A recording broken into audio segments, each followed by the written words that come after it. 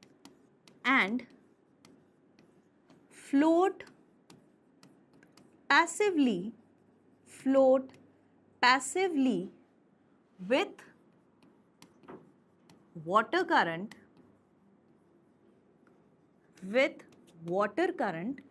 and are water current, और इसीलिए हम इनको क्या कहते हैं, इसके आगे ही लिख लो, इसीलिए they are called as planktons कहलाते हैं। That is why they are called as planktons. अच्छा, अब यहाँ पे लिखा है कि ये माइक्रोस्कोपिक है, यानी कि बहुत छोटा है, फ्लोट कर रहा है, लेकिन पैसिवली फ्लोट कर रहा है। इसका मतलब क्या होता है कि बेटा अगर मान लो ये पानी है, ठीक है, और इसकी लहरें इस तरफ जा रही है, यानी कि हवा का डायरेक्शन इस साइड होगा, तभी पानी की लहरें उस साइड जा रही हैं।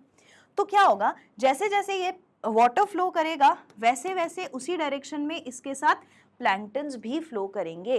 तो प्लैंक्टन्स अपनी खुद की कोई एनर्जी एक्सर्ट नहीं कर रहे, अपनी तरफ से कोई एक्टिव पार्टिसिपेशन नहीं दिखा रहे ना एनर्जी डाल के। जहां जहां वो हवा पानी बहता जा रहा है वहीं वहीं पर प्लैंक्टन्स भी जा रहे हैं, उसको कहते हैं पैसिवली फ्लो होना, जहां पर कोई एनर्जी नहीं लग रही। ठीक है, so they flow passively with the water current. Okay, alright, okay. Then we come to, ये यहाँ पे तुमने चीफ प्रोड्यूसर याद किया ना, इसी से तुम याद कर लो कि ये ज्यादातर फोटोसिंथेटिक होते हैं। They are mostly photosynthetic, they are mostly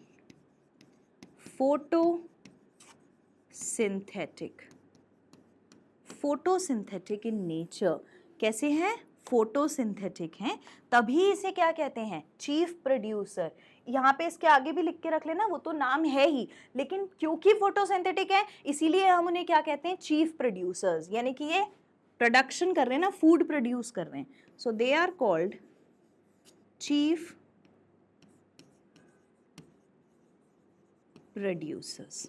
इसके अलावा अगर आप इनके बॉडी स्ट्रक्चर को देखोगे तो पता है बेटा बॉडी स्ट्रक्चर कैसा होता है?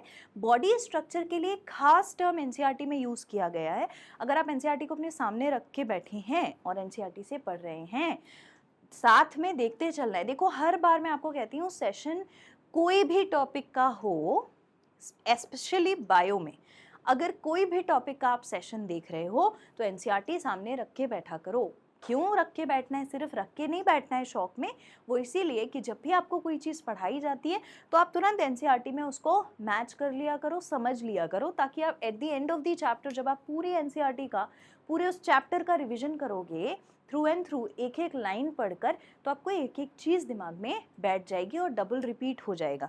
बायो में सबसे बड़ा प्रॉब्लम क्या होता है? हमें चीज़ें याद तो हो जाती हैं, मेमोराइज हम कर लेते हैं, प्रॉब्लम कहाँ आती है? उसे ज़्यादा समय तक याद रखने में, यानी कि उसे रिटेन करने में। बहुत सारे स्टूडेंट्स मुझसे बोलते हैं मैम क्लास में हमको सब कुछ समझ में आता है, हमें सारा बायो समझ में आता है, याद भी हो जाता है, लेकिन मैम हम फिर से भूल जाते हैं जब तक टेस्ट देने जाते हैं।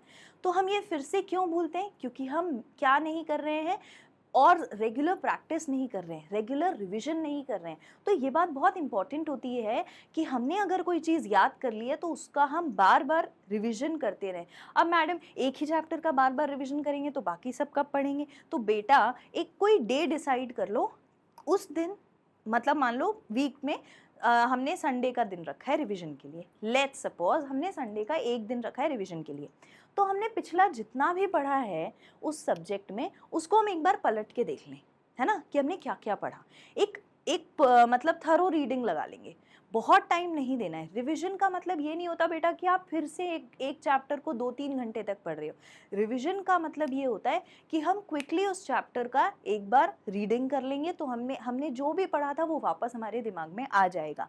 और आप देखना जितने ज़्यादा नंबर ऑफ टाइम्स आप रिवीजन करोगे आपको धीरे धीरे आगे जाके उतना ही कम टाइम लगेगा रिवाइज करने में, हर बार उतना सारा टाइम नहीं देना पड़ेगा। ऑलराइट, इस बात का खास ध्यान रखना है, तभी छोटी छोटी चीज़ें हमको याद रह पाएंगी। वरना क्या होगा, इतनी सारी छोटी चीज़ें हैं ना, इतनी चीज़ें हैं कि हम धीरे धीरे भूलने लगेंगे। तो हमें रिलेट करके समझ के पढ़ना है, तभी हमें चीज़ें याद रहेंगी।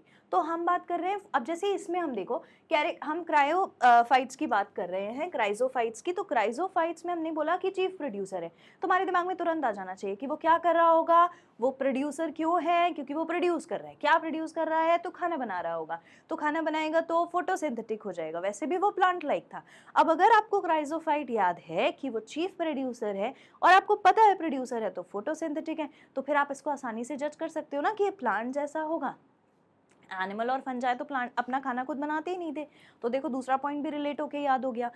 सिमिलरली हमने कहा कि सारे के सारे जो प्रोटिस्टा हैं बेटा वो सब क्या होते हैं, गोल्ड क्या बोलते हैं, एक चीज मैं बताने वाली थी, उनको हम सारे के सारे प्रोटिस्ट को हम बोलते हैं एक्वेटिक, पानी में रहने वाले। अब जितने भी आप यहाँ देखो, जितनी भी चीजें हमको मिली है ना, यहाँ पर जितने ऑर्गेनिजम्स हम पढ़ने वाले सब अलग अलग टाइप के पानी वाले हैबिटाट में रहेंगे, ठीक है। ऐसे ही पहला वाला हमने किस में देखा, फ्रेश वाटर और मरीन वाटर में। फिर हमने बोला भाई बहुत छोटा सा है, पानी की बहाव के साथ फ्लोट कर जाता है, पैसिवली फ्लोट करता है, तो कहलाता है प्लैंकटन। इसके बाद हम इसके स्ट्रक्चर की अगर बात करें तो बेटा जो सेल वॉल होती है, 1 मिनट, जो सेल वॉल होती है उसका अरेंजमेंट एक टर्म दिया हुआ है, कैसा होता है, एनसीईआरटी में टर्म दिया है soap box like. Soap box arrangement show करती है। अब आप जानते हो सोप बॉक्स क्या है, सबने सोप बॉक्स देखा है। तो सोप बॉक्स क्या है भाई, हमने देखा है घर में सोप बॉक्स कैसा होता है, ऐसा होता है ना, ठीक है। एक मिनट, सोप बॉक्स कैसा होता है, ऐसा होता है। अब इसको ऐसे खोलोगे तो इसके अंदर क्या है, सोप, ऐसे खोलोगे तो इसके अंदर क्या है, सोप। ऐसे ही कुछ अरेंजमेंट किसका होता है, क्राइजोफाइट की सेल वॉल का, जो कि बेटा कैसा दिखता है, फटाफट देखो मैं तुम्हें बनाकर बताती हूं। एक ऊपर से शेल ये होगा, ठीक है, और दूसरा वाला, 1 मिनट,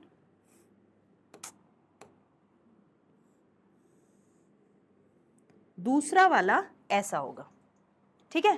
तो ये इसकी ऊपर की प्लेट हो गई, ये इसकी नीचे की प्लेट हो गई।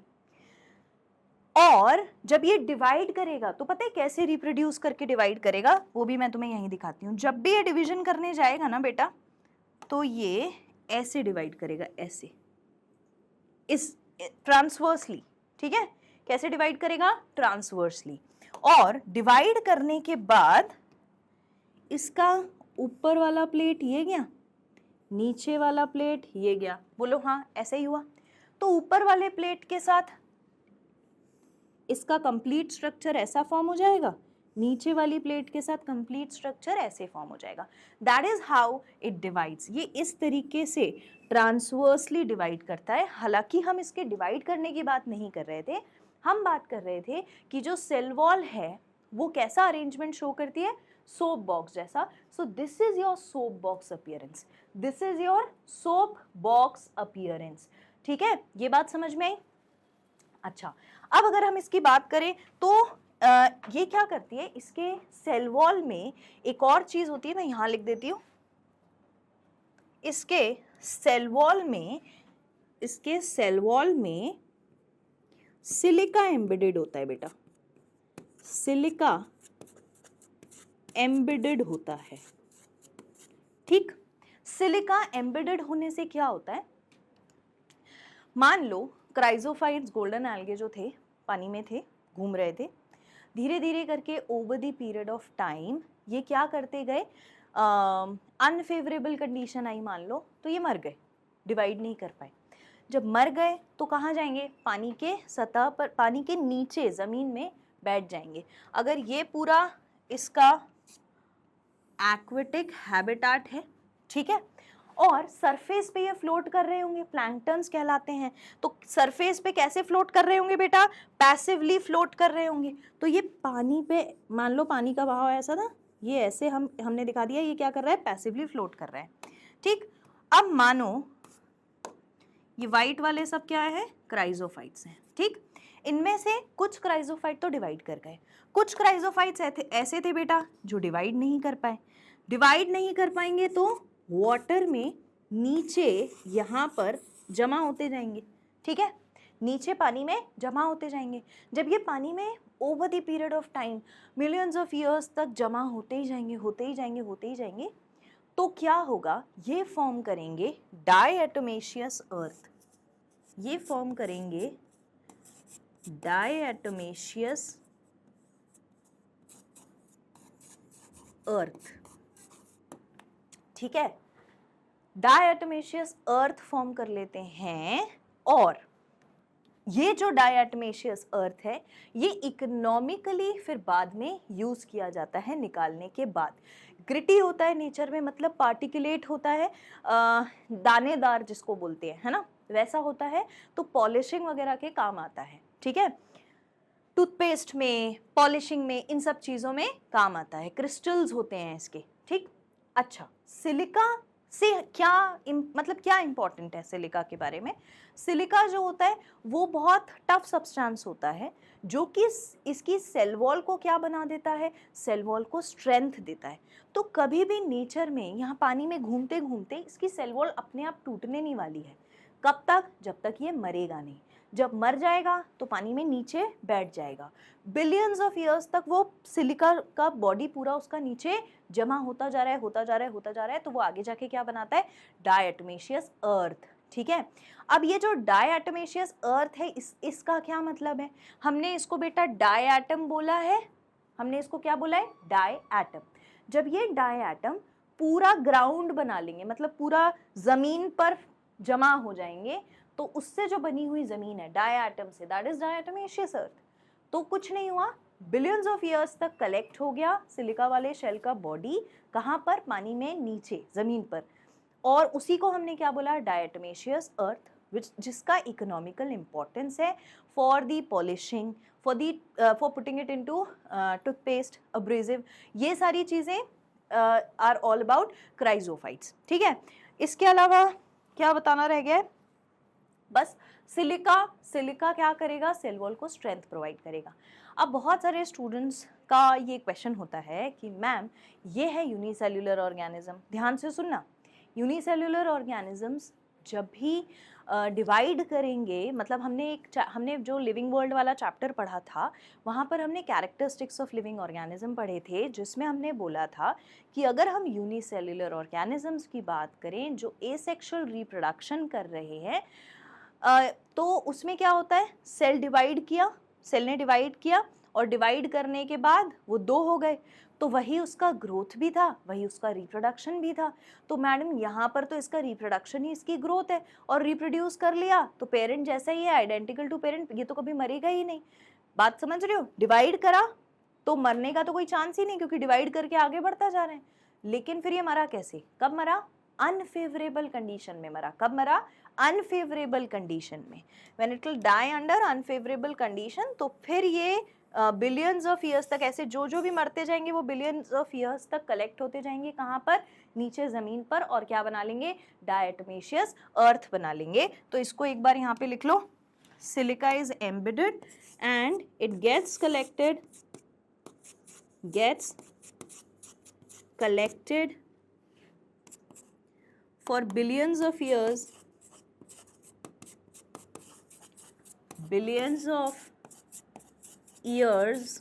यहाँ पर तो जगह ही नहीं है, आप इतना लिख लो, उसके बाद मैं आगे नोट करती हूँ। यहाँ जगह नहीं है, मैं इसको आगे नेक्स्ट स्लाइड में लिख देती हूँ, आप भी इसको नोट कर लीजिएगा।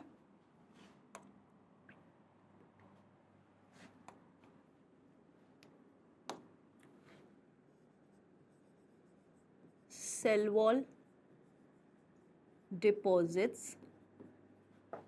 in habitat and accumulation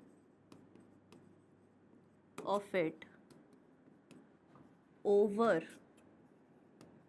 billions of years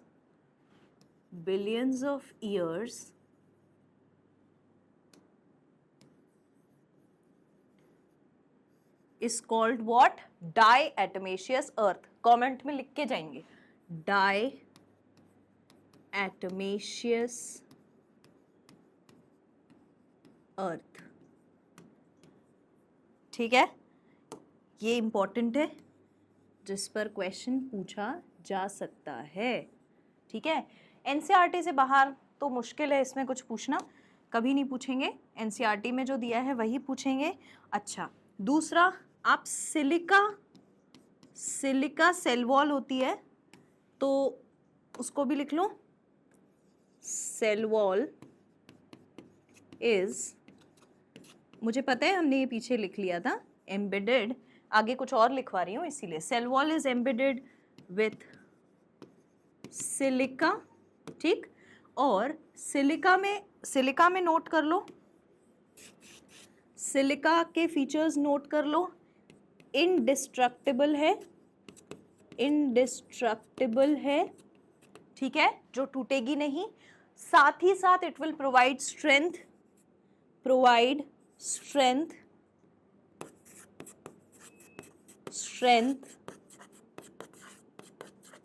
to the cell wall, बहुत अच्छी स्ट्रेंथ प्रोवाइड करती है, इंडिस्ट्रक्टिबल है, कभी टूटेगी नहीं।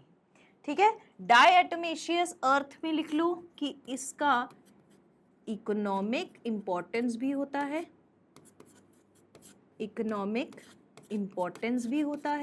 इकोनॉमिक इंपॉर्टेंस मतलब पैसे वाला इंपॉर्टेंस। कैसे इसको निकालेंगे, यूज करेंगे, बेचेंगे मार्केट में ले जाके अपने उसके यूज के हिसाब से, तो फिर ऑब्वियसली इकोनॉमिक प्रॉफिट भी गेन होगा। कहाँ कहाँ यूज होगा, पॉलिशिंग में यूज होगा, है ना, ग्रिटी होता है मतलब कि दानेदार होता है स्ट्रक्चर में। ठीक है, अगर देखोगे तो that's it, that is all about your chrysophytes. ठीक है, इतना आप नोट कर लीजिए, ये वाला तो कर ही लिया है, इस वाले को कर लीजिए। Now we'll move to next, that is dinoflagellates. अगर हम ये स्ट्रक्चर आपको ढंग से दिख रहा है, अच्छा, फिर हम करेंगे यूग्लिनॉइड। चलिए, जगह कम है तो एक शीट ऐड कर लेते हैं। ठीक है, तो डायनोफ्लैजिलेट्स की अगर हम बात करें, हमने इसको भी प्लांट लाइक बोला था, तो फोटोसिंथेसिस ये भी करेगा। और अच्छी बात ये है कि इसके पास क्लोरोफिल ए और बी दोनों होता है, जैसे कि प्लांट्स के पास होता है। ठीक है, और ये कहाँ पाया जाता है, क्या प्लांट के तरह पाया जाता है? नहीं, ये कहाँ पाया जाता है, ऑब्वियसली अगर एक्वेटिक है तो पानी के अंदर ही पाया जाएगा, और मोस्टली कैसा होगा, फ्रेश वाटर होगा या मरीन वाटर, इस पे बात आती है, तो ये ज़्यादातर आपको मरीन वाटर में मिलेगा। So it is mostly found in marine water। ठीक, अच्छा, और खाने का क्या करेगा भाई, पहले वाला फोटोसिंथेटिक था, इसमें पिगमेंट प्रेजेंट है, अभी मैंने बताया प्लांट जैसा, तो ये भी क्या है, फोटोसिंथेटिक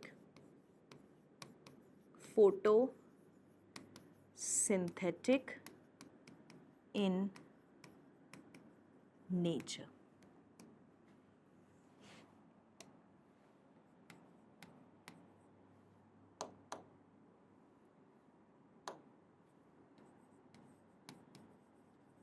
ठीक, और क्योंकि ये फोटोसिंथेटिक है तो इसका मतलब इसके पास पिगमेंट प्रेजेंट है, ये फोटोसिंथेटिक है तो इसके पास पिगमेंट प्रेजेंट है। ठीक है, तो यहां पे लिख लोगे पिगमेंट इज प्रेजेंट। कौन सा पिगमेंट होता है बेटा, chlorophyll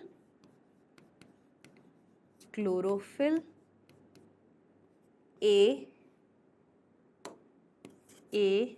and b. Chlorophyll a और बी किसमें पाया जाता है, तो ये है बेटा इसका प्लांट लाइक फीचर, ये है इसका प्लांट लाइक फीचर।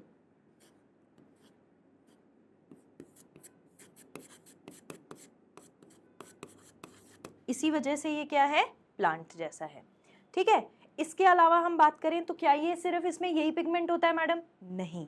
देखो एक चीज समझो, अगर हम क्राइजोफाइट्स को बोलते हैं कि ये गोल्डन एल्गे है, ठीक है, तो और साथ साथ हम इसको चीफ प्रोड्यूसर बोल रहे हैं, तो मतलब ये फोटोसिंथेटिक भी है, तो इसके अंदर क्लोरोफिल प्रेजेंट है। लेकिन क्योंकि ये गोल्डन है तो गोल्डन कोई तो दे रहा होगा कलर, तो फ्यूकोजैंथिन नाम के पिगमेंट्स होते हैं जो आपको दूसरा दूसरा कैरोटीनॉइड होते हैं जो अलग अलग कलर देते हैं, तो कैरोटीनॉइड्स और फ्यूकोजैंथिन लाइक पिगमेंट्स होते हैं। इसी तरीके से अगर हम डायनोफ्लैजेलेट्स की बात करें तो यहाँ पे आपको डिफरेंट डिफरेंट कलर के पिगमेंट्स देखने को मिलते हैं, जिसका जैसा पिगमेंट होगा उस डायनोफ्लैजेलेट का वैसा कलर होगा। यानी कि लाल, नीला, हरा, पीला और ब्राउन सब कुछ मिल सकते हैं। याद करने में इजी है। देखो लाल, मैंने क्या क्या बोला, लाल, नीला, हरा, पीला, तो ये रेड भी हो सकता है, ये बेटा ब्लू भी हो सकता है, बेटा ये ग्रीन भी हो सकता है, और बेटा ये येलो भी हो सकता है। ये तो ऑरेंज लग रहा है, 1 मिनट, ये येलो भी हो सकता है, येलो भी हो सकता है, और कैसा हो सकता है, और बेटा ये ब्राउन भी हो सकता है। ये ब्राउन दिख रहा होगा उसमें, आई डोंट नो, हम दूसरा कलर ले लेते हैं, बेटा ये ब्राउन भी हो सकता है। ठीक है, ये कलर कब आएगा, कैसे आएगा, everything depends on type of pigment present in them, depending upon types of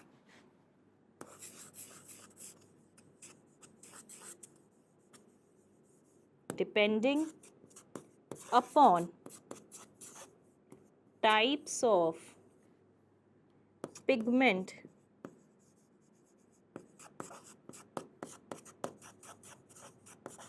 present। ठीक है, कोई से भी कलर का हो सकता है, तो इसको आप थोड़ा हाईलाइट कर लेना। याद रखने की बात ही नहीं है, जैसे ही रिवाइज करने के लिए नोट्स कॉपी खोलेंगे कलर देख के समझ में आ जाएंगे कि सबसे ज्यादा रंग बिरंगा कौन है। सबसे ज्यादा रंग बिरंगा डायनोफ्लैजेलेट्स हैं। ऑलराइट, इसके बाद हम स्ट्रक्चर पे जाते हैं। तो जब हम स्ट्रक्चर की बात करते हैं, अच्छा पिछले वाले की सेल वॉल को आपने क्या दिया था, सिलिका दिया था। यहाँ पे सेल वॉल में क्या होगा, सेल्यूलोज होगा। तो इसके सेल वॉल में, अरे ओके, इसके सेल वॉल में सेल्यूलोजोइक प्लेट होगी। सेल्यूलोजोइक प्लेट है बेटा इसके बॉडी में। सेल वॉल के पास क्या है, सेल्यूलोजोइक प्लेट है, मतलब सेल्यूलोज की बनी हुई सेल वॉल है और वो प्लेट्स के फॉर्म में है। ठीक है, कैसे है, प्लेट्स के फॉर्म में है। अब अगर आप इसको यहाँ पर देखोगे तो इसके स्ट्रक्चर में आपको एक प्लेट ये वाली दिख रही है, ये वाली, दूसरी प्लेट बेटा ये वाली दिख रही है। ठीक है, और तीसरी प्लेट ये वाली दिख रही है। इस तरीके से इसके पास प्लेट होती है। ये पूरी एक प्लेट है, ये पूरी एक प्लेट है, और ये पूरी एक प्लेट है। 3 अलग प्लेट से मिलके मान लो इसका स्ट्रक्चर बना है। तो इसके अंदर क्या होता है, इसमें फ्लैजिला होते हैं 2, एक ऐसा बीच में ट्रांसवर्स और एक ऐसा होता है लॉन्गिट्यूडनल। ठीक है, तो इसका स्ट्रक्चर काफी हद तक ऐसा होता है। सी 1 मिनट,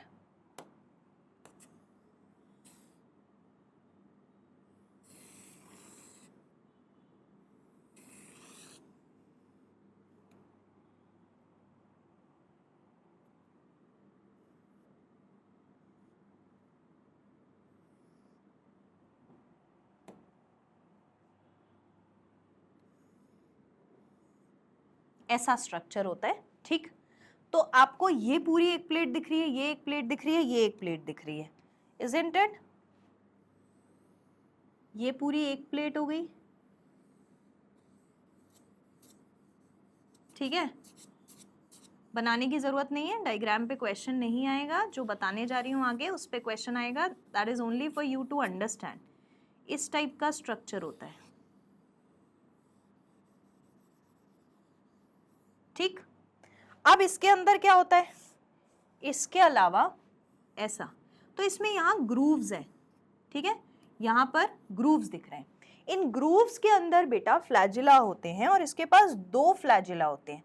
ठीक है, तो एक फ्लैजिला आपको कहाँ दिखेगा, एक फ्लैजिला ऐसा ट्रांसवर्सली ऐसा दिखेगा और दूसरा फ्लैजिला कहाँ दिखेगा, ऐसे लॉन्गिट्यूडनली दिखेगा। So it has 2 flagella, one is transverse flagella, another one is longitudinal। एक ट्रांसवर्स और एक लॉन्गिट्यूडनल फ्लैजिला होता है। तो यहाँ पर आपको क्या दिख रहा है, these are cellulosic plates,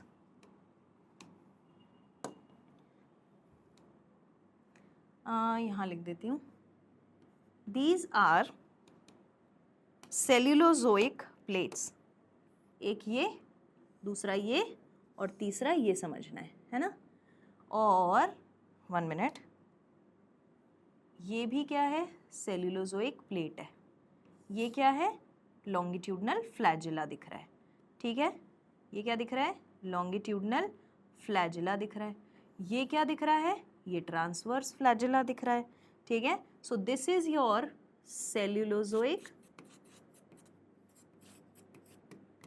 plate, this is your transverse flagella, transverse flagella, and this is your longitudinal flagella, this is your longitudinal flagella। ठीक है बेटा, आपको क्या याद रखना है, एक इसके पास ट्रांसवर्स फ्लैजिला है, ट्रांसवर्स फ्लैजिला है, और एक इसके पास लॉन्गिट्यूडिनल फ्लैजिला है, ऐसा याद रखना है। ठीक है, सेल्यूलोजोइक प्लेट पाई जाती है।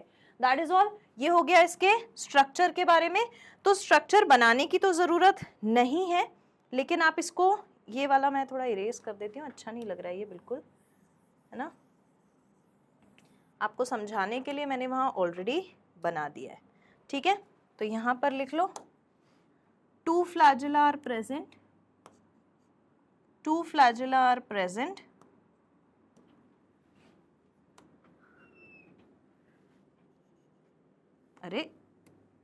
अरे भाई 2 flagella are present, one is transverse flagella, another is longitudinal flagella।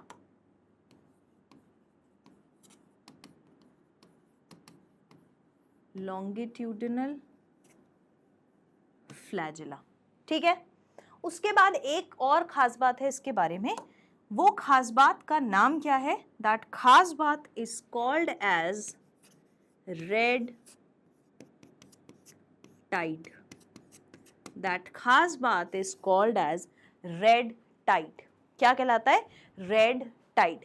Red Tide ये क्यों कहलाता है, क्योंकि एक रेड कलर का, यहाँ पे आपने लिखा है ना रेड कलर का भी होता है, तो एक रेड कलर का डायनोफ्लैजिलेट है जो क्या कर रहा है, जो कहलाता है बेटा ग्वानुलेक्स।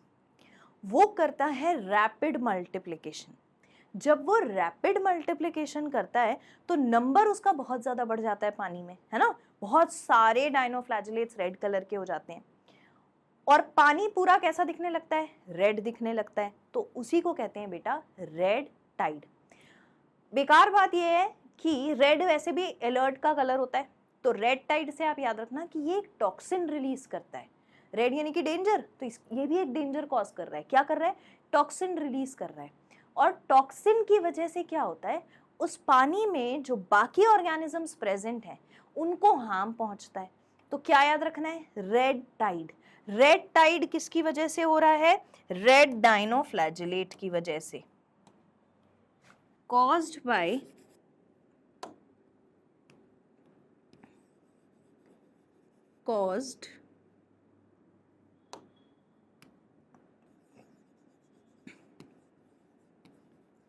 caused by red dinoflagellate called as guanulex।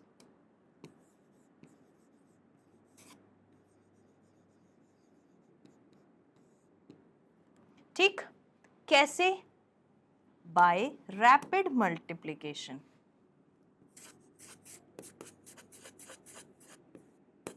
Rapid multiplication by their rapid multiplication. और उससे क्या होगा? अच्छा, एक और चीज लिख लो, the water appears red in color known as red tide। ये आप मेंशन कर लो, ये लिख लो। I hope that is easy and that is not difficult for you. ये वाला पोर्शन आपने लिख लिया था, ये वाला पोर्शन लिख लिया था। इसमें ये प्लांट लाइक लिखना इंपॉर्टेंट है ना, ए और बी पिगमेंट, ठीक है, ओके।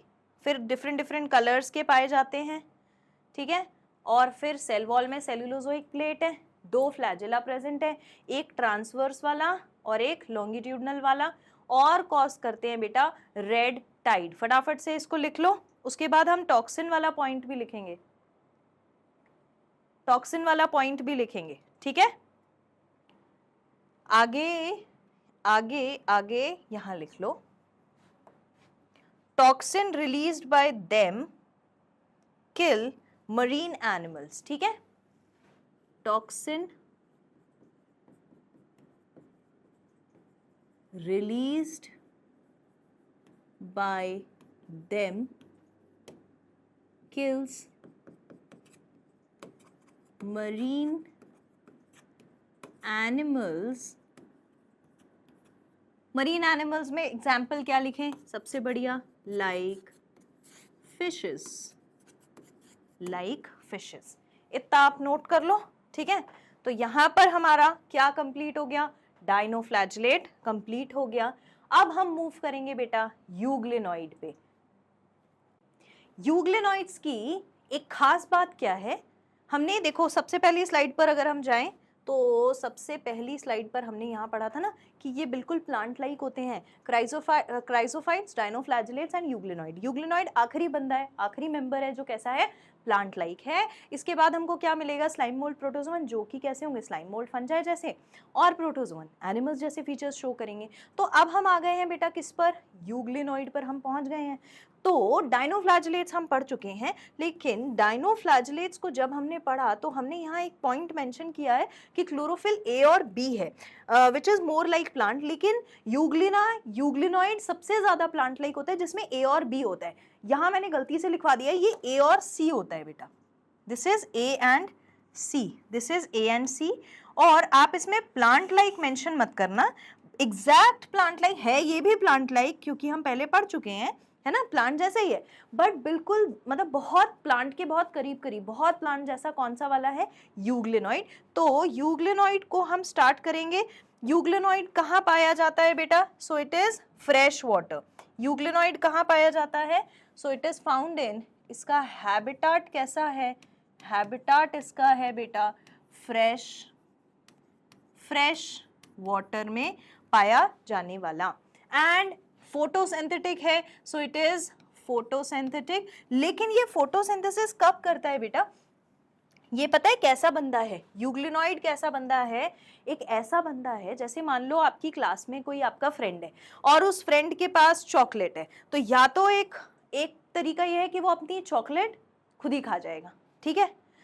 उसके पास अगर चॉकलेट है तो वो खुद खा लेगा, नहीं है तो फिर वो नहीं खाएगा। एक बंदा ऐसा होता है। दूसरा बंदा कैसा होता है?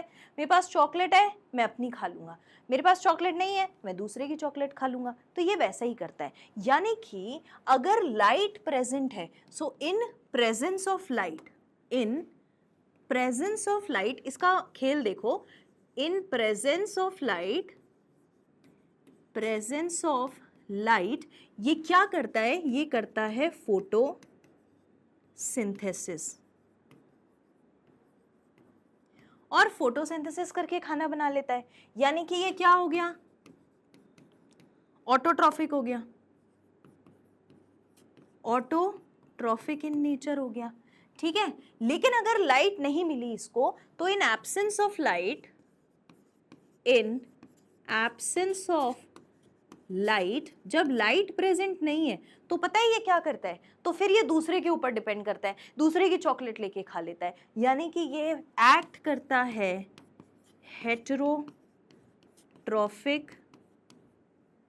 हेटेरोट्रॉफिक ऑर्गेनिज्म की तरह। और क्योंकि ऑटोट्रॉफिक भी और ये हेटेरोट्रॉफिक भी है, इसी वजह से ये वाला पॉइंट हाईलाइट करेंगे,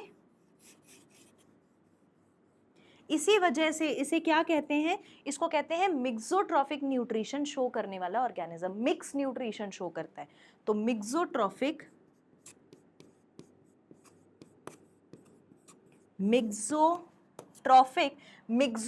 क्यों बोला है, मिक्स्ड न्यूट्रिशन शो कर रहा है, मिक्सोट्रॉफिक न्यूट्रिशन शो करता है। ठीक है, दूसरा सबके बारे में सेल वॉल की बात की है, इसकी भी सेल वॉल की बात करेंगे। तो सेल वॉल वाला पॉइंट थोड़ा हाईलाइट करके लिखेंगे कि cell wall is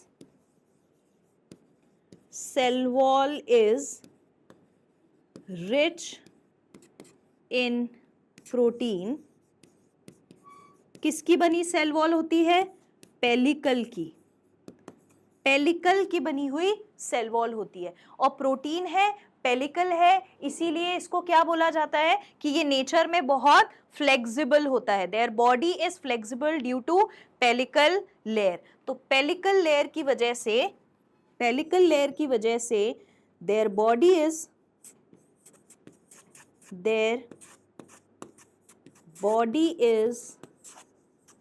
flexible. Pellicle, एक मिनट इसकी स्पेलिंग सही कर लो,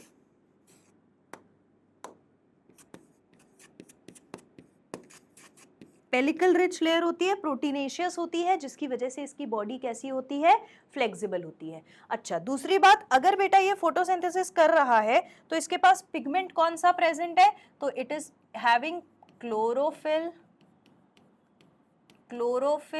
A and B, that is why it is much more like plant.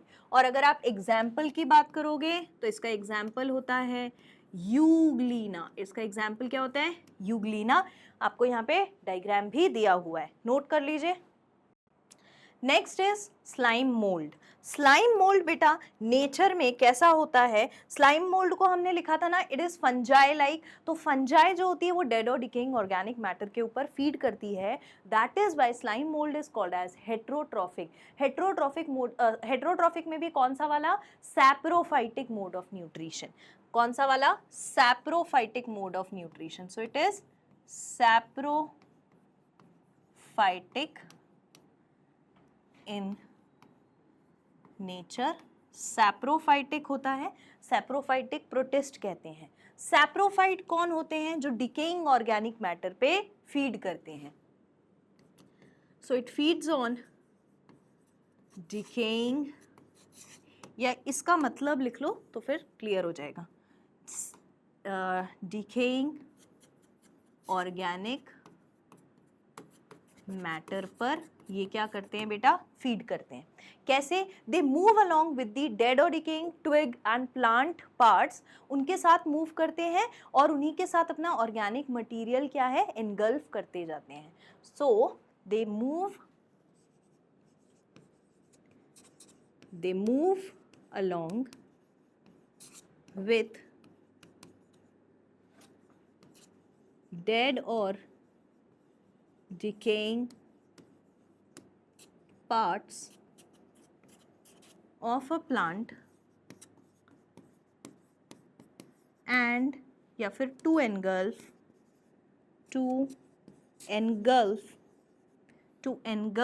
the organic matter.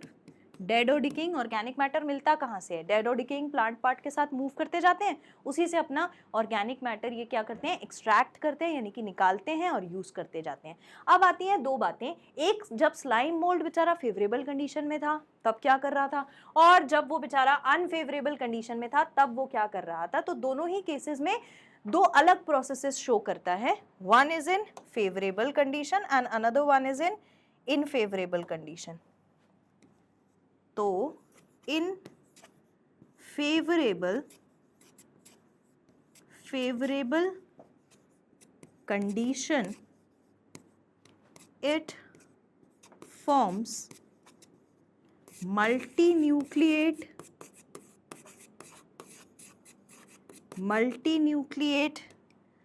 thallus,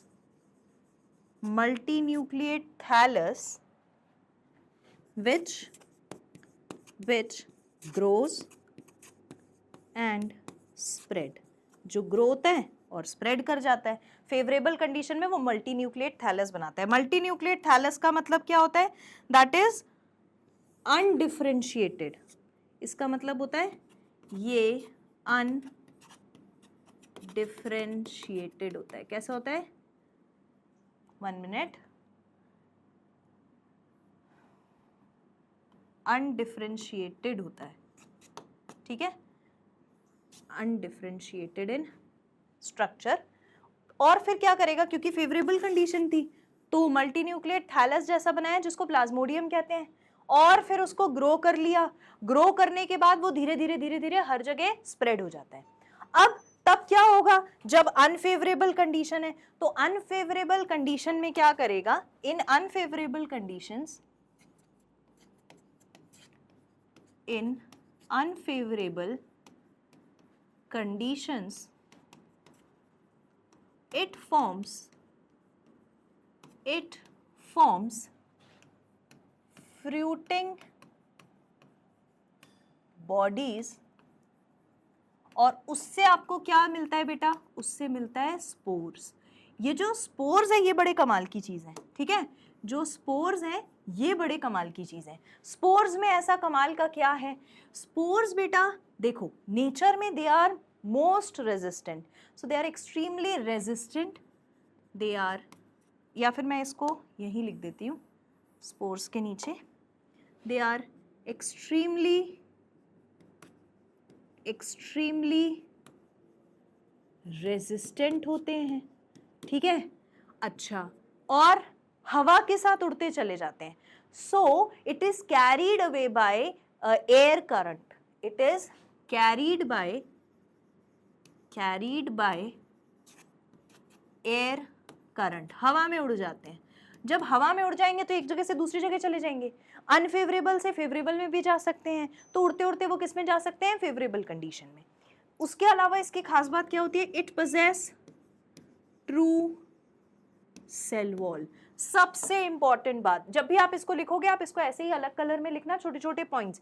extremely resistant होता है, carried away by air current, true cell wall होती है, और एक और बहुत मजेदार इंपॉर्टेंट पॉइंट होता है, ये जो स्पोर है it survives in even unfavourable condition and for a longer period of time. तो लिख लो, it survives for years even in unfavorable conditions, even in unfavorable conditions. So that is all about the slime mould. Slime mould के बारे में आपको इतना ही पढ़ना है। सैप्रोफाइटिक है नेचर में, डेडो डिकेइंग ऑर्गेनिक मैटर पे फीड करता है, डेडो डिकेइंग प्लांट पार्ट्स के साथ मूव करता जाता है और उन्हीं से अपना ऑर्गेनिक मैटर जो है वो एनगल्फ करता जाता है। फेवरेबल कंडीशन में मल्टीन्यूक्लिएट थैलस बनाता है, इसको हम बेटा कहते हैं प्लाज्मोडियम, इसको हम क्या कहते हैं? प्लाज्मोडियम, अनडिफरेंशिएटेड थैलस, ठीक है, ओके। एंड फेवरेबल कंडीशन जैसे ही आएगी तो प्लाज्मोडियम डिफरेंशिएट कर जाएगा, क्या बनाएगा? Fruiting bodies. So it forms fruiting bodies. Fruiting bodies कौन सी क्या बनाती हैं? स्पोर्स बनाती हैं। स्पोर जो हैं वो हवा में उड़ते हुए चले जाते हैं, एक जगह से दूसरी जगह जा सकते हैं। ट्रू सेल वॉल होती है, अच्छी खासी सेल वॉल है। दूसरा कि इसके पास ये स्पोर्स में ये कैपेबिलिटी है कि वो काफ़ी लंबे समय तक अनफेवरेबल कंडीशन में सरवाइव कर सकती हैं। That is all about slime mould. अब हम बात करेंगे बेटा किसकी? प्रोटोजोअन्स की। तो प्रोटोजोअन्स जो होते हैं वो कैसे होते हैं? सो बेसिकली दे आर, ये पहले आप देख लो, मैंने इसको ऐसा बनाया है, पहले हम एक साइड अमीबॉइड लिखेंगे, एक साइड फ्लैजिलेटेड लिखेंगे, एक साइड सीलिएटेड लिखेंगे, एक साइड हम क्या लिखेंगे, स्पोरोजोअन लिखेंगे।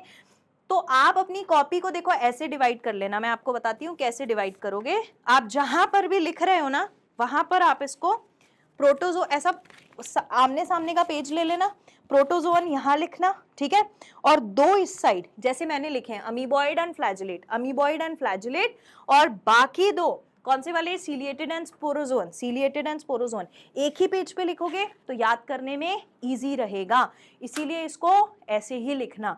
अच्छा, अगर हम नेचर की बात करें तो ये कैसे होते हैं, protozoan heterotrophic in nature, protozoans are heterotrophic in nature, so these are heterotrophic in nature। तभी तो हमको याद है हमने इसको क्या बोला था, it is more like animal, हमने क्या बोला था, it is more like animal, animal जैसा होता है, and it is divided into 4 types, ठीक है, इसके 4 टाइप्स हैं, इट हैज 4 टाइप्स, ठीक है, कौन कौन से, amoeboid, 1 minute, amoeboid, flagellated, flagellated, ठीक है, उसके बाद कौन सा मिलेगा, देखो स्पोरोजोअन और सीलिएटेड, तो सीलिएटेड, सीलिएटेड एंड स्पोरोजोअन, स्पोरोजोअन, ठीक है, स्पोरोजोअन। तो पहले तो नाम याद करो, अमीबॉइड है यानी कि अमीबा वाला, फ्लैजिलेटेड है जिसके पास फ्लैजिला प्रेजेंट होगा, सीलिएटेड है जिसके पास सीलिया होगा, और फिर है बेटा स्पोरोजोअन। फटाफट से लिख लो इसको, लिख लिया, ओके। अब हम एक एक करके डिस्कस करते हैं। अगर हम अमीबॉइड की बात करें तो बेटा अमीबॉइड कैसा होता है, अमीबॉइड आपको फ्रेश वाटर में मिलने वाला ऑर्गेनिज्म है। अच्छा, ऐसा नहीं है, ये एक्वेटिक भी होंगे, एक्वेटिक होने के साथ साथ बाकी जगह भी मिलेंगे, जैसे सी वाटर में मिल जाएंगे, कभी कभी मॉइस्ट सॉइल के अंदर मिल जाएंगे। सो it is fresh water, found in fresh water, sea water, and it is found in moist soil, it is found in moist soil, गीली मिट्टी में भी मिल जाएंगे, मतलब जहां पर मॉइस्चर होगा, जहां पर पानी होगा, वहां पर आपको क्या मिल जाएगा, अमीबॉइड मिल जाएगा। और इनकी खास बात क्या होती है, अमीबा की खास बात क्या होती है, वो खाना कैसे खाता है, खाना खाने के लिए आपको याद है हमने पढ़ा था कि जो अमीबा होता है, एक तो उसका कोई शेप नहीं होता, अमीबा का कोई शेप नहीं होता, और उसके पास वो खाना कैसे खाता था, अगर उसके आसपास कहीं पर भी फूड पार्टिकल पड़ा है, अगर उसके आसपास कहीं पर भी फूड पार्टिकल पड़ा है, तो वो फूड पार्टिकल के अराउंड धीरे धीरे अपनी बॉडी के थ्रू क्या बना लेता था, सीडोपोडिया बना लेता था। सीडोपोडिया यानी कि क्या होता है बेटा, फॉल्स फीट बना लेता था, याद है हमने ऐसा पढ़ा था, तो इसमें तो कुछ भी डिफिकल्ट नहीं है, फिर इसको एनगल्फ कर लेता था ऐसा सीडोपोडिया बना के अपनी बॉडी में, right. So that is what we have studied, ऐसा कुछ हमने पढ़ा था, बस वही है अमीबॉइड, ठीक है, वही है क्या आपका अमीबॉइड, तो आपको वही याद रखना है, 1 मिनट, हाँ आपको वही याद रखना है, तो आप इसमें लिख लो, it moves and captures the prey, it, अरे यार,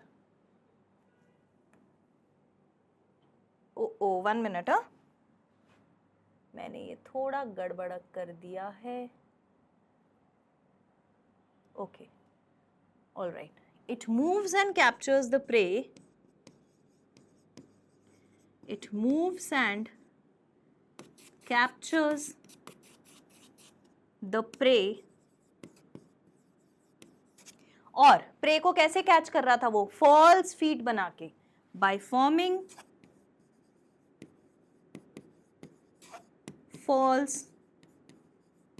फीट, तो फॉल्स फीट को हम क्या कहते हैं, pseudopodia,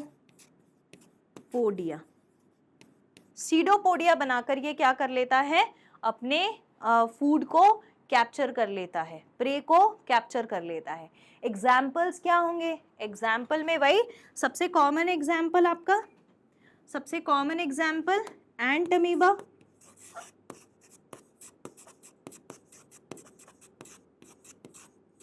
ant amoeba is your common example for what, amoeboid. इतना नोट कर लिया। दूसरी साइड बेटा हम फ्लैजिलेट के बारे में बात करेंगे।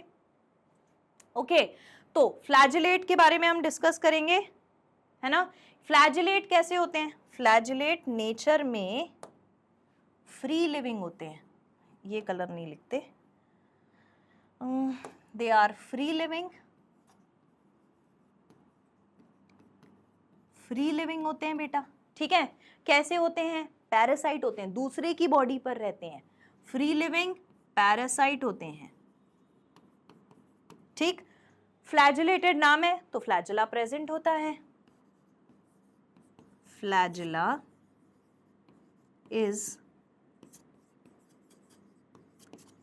प्रेजेंट। अच्छा, इसके बारे में एक खास बात है जो आपको याद रखनी है, जो आपको लगेगा कि शायद मैडम ये मेरे पास भी है, मेरी बॉडी में भी है, शायद इसका प्रॉब्लम मुझे भी है, ऐसा लगता है बहुत सारे लोगों को सुनने पर। मुझे नहीं पता आपको कैसा लगेगा, आप मुझे बताना, आपको तो नहीं है। देखो, फ्लैजिलेटेड जो होता है प्रोटोजोअन, वो एक सिकनेस कॉज करता है जिसका नाम होता है स्लीपिंग सिकनेस। क्या नाम होता है, स्लीपिंग सिकनेस, सोने की बीमारी, यस। और वो किसकी वजह से होता है, ट्राइपैनोसोमा की वजह से। किसकी वजह से होता है, ट्राइपैनोसोमा की वजह से। So it causes sleeping sickness, it causes sleeping sickness. Example is trypanosoma.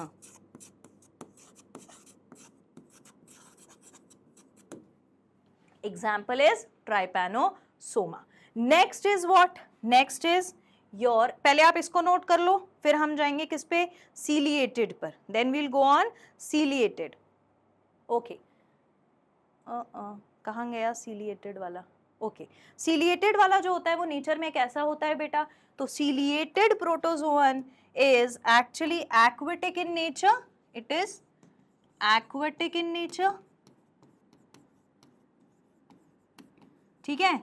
अच्छा, एक्वेटिक होने के साथ साथ उसका नाम ही सीलिएटेड है, तो उसके पास क्या पाया जाता है, सीलिया, तो सीलिया आर प्रेजेंट, सीलिया आर प्रेजेंट।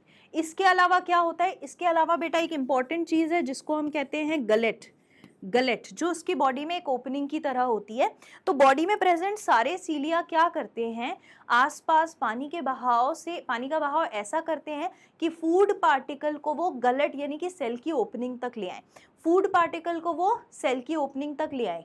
क्या कर रहे हैं, मान लो ये इसकी बॉडी है, ऐसी बॉडी है, ठीक है, यहां पर ओपनिंग है, यहां पर ओपनिंग है इधर पे, ठीक है, और पूरे सीलिया ऐसा ऐसा यहां प्रेजेंट है, पूरे सीलिया यहां प्रेजेंट है ऐसे, इस तरीके से, ठीक है। तो सीलिया कैसे मूव करेंगे, ऐसे मूव करेंगे, सीलिया का मूवमेंट कैसा होगा, इस साइड, मतलब ये ऐसे मूव करेंगे, इस साइड मूव करेंगे, समझ रहे हो, ये इस साइड मूव करेंगे, ये इस साइड मूव करेंगे। तो पानी के बहाव से जो भी फूड पार्टिकल आसपास प्रेजेंट है वो फूड पार्टिकल धीरे धीरे सेल की ओपनिंग में चला जाएगा। तो ये जो गलेट होता है ये माउथ की तरह एक्ट करता है, सेल में एक ओपनिंग होती है जो माउथ की तरह एक्ट करती है, और सीलिया हेल्प करते हैं आसपास जो भी खाना है उसको अपनी बॉडी में एनगल्फ करने के लिए। तो यहां पर आप लिख लो,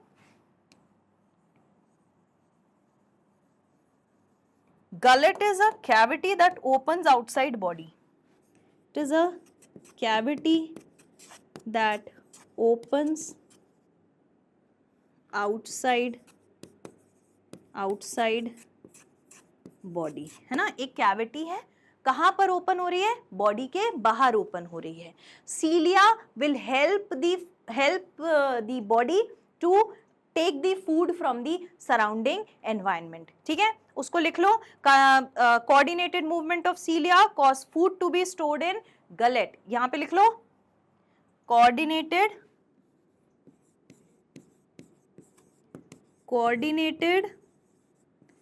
movement of cilia, coordinated movement of cilia helps the food to enter and to be stored in gullet. ठीक है, अच्छा एग्जाम्पल क्या होगा, पैरामीशियम।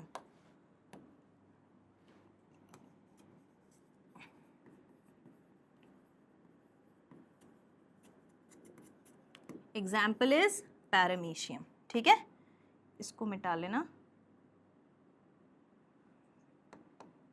इसको मैं फिर से लिख देती हूँ प्रेजेंट को, उस पर मेरा हाथ लग गया था क्योंकि, ठीक है।